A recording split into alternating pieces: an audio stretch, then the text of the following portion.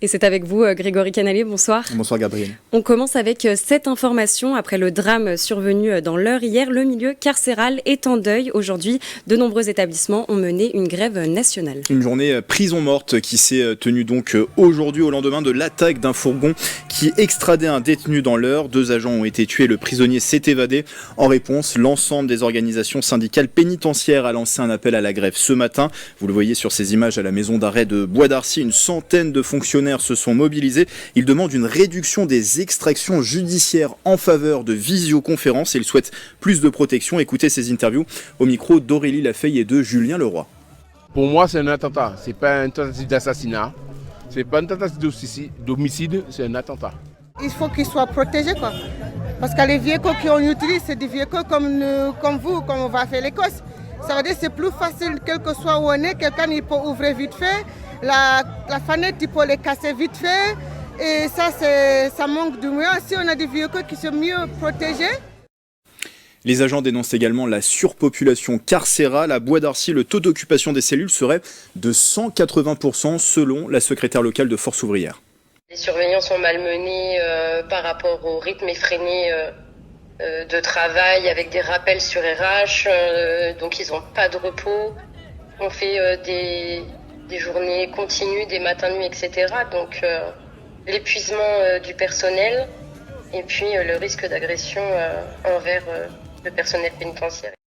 En politique, maintenant, il y avait un goût de 2026 pour Arnaud Péricard, l'élu de Saint-Germain-en-Laye. 2 ans nous séparent désormais des élections municipales. Elles auront lieu en 2026. Mais Arnaud Péricard, maire de Saint-Germain-en-Laye, s'interroge déjà. Se représentera-t-il une seconde fois? Pour rappel, il avait été élu pour la première fois en 2020. L'édile d'hiver droite préfère attendre encore une année avant d'annoncer son éventuelle candidature et de profiter de ce temps pour faire son bilan.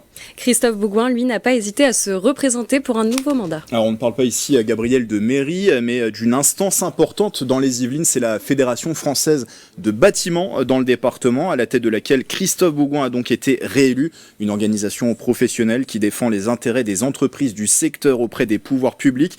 Pour son deuxième mandat de 3 ans, il désire lancer de nouveaux projets de médiation, notamment des réunions publiques afin d'expliquer la mise en place des aides aux particuliers, mais aussi de participer à des forums qui valorisent l'insertion dans des écoles.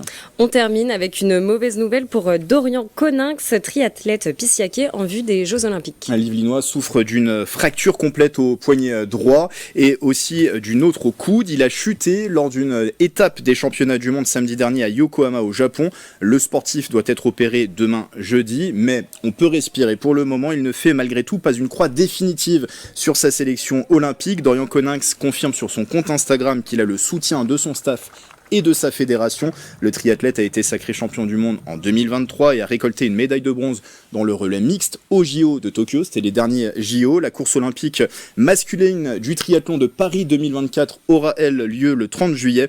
On lui souhaite d'y être parce que ça représente quand même, Dorian Coninx, l'une des grandes chances de médaille française aux JO. Oui, on lui souhaite un bon rétablissement. Merci à vous, Grégory, pour ces informations.